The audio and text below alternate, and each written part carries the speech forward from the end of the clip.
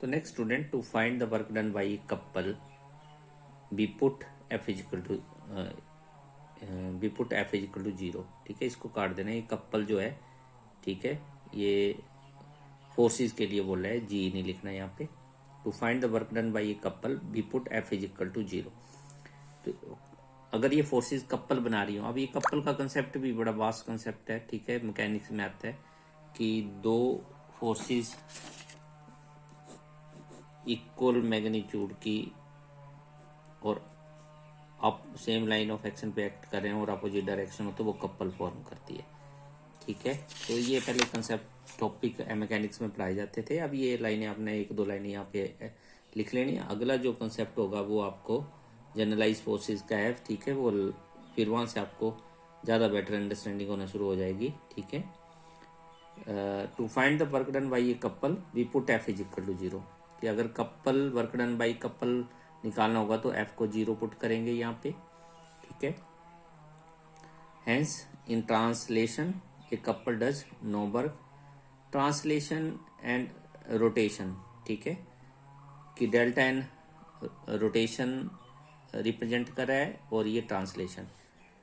तो in rotation delta N common the work done is delta W is equal to G dot delta N.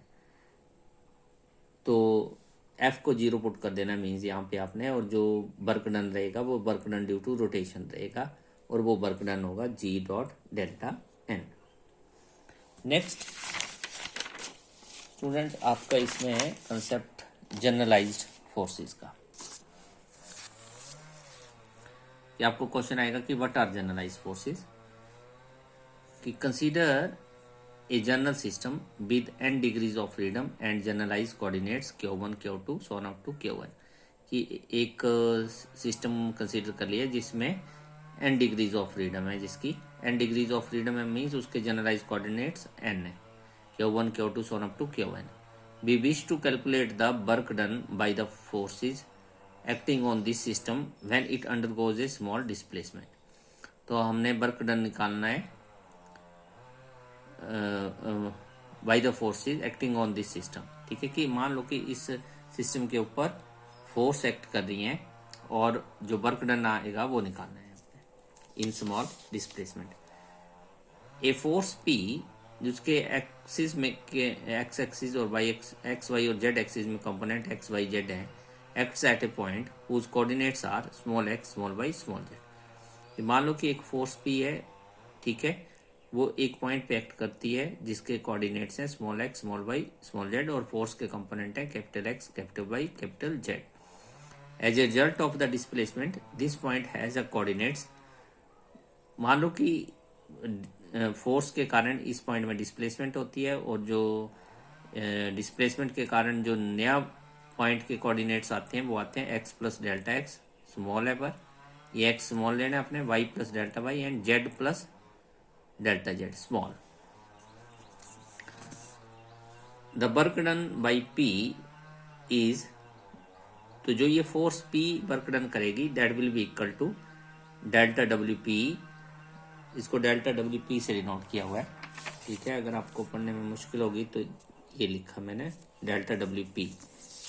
ठीक है, is equal to x into delta X plus Y into delta Y plus Z into delta Z.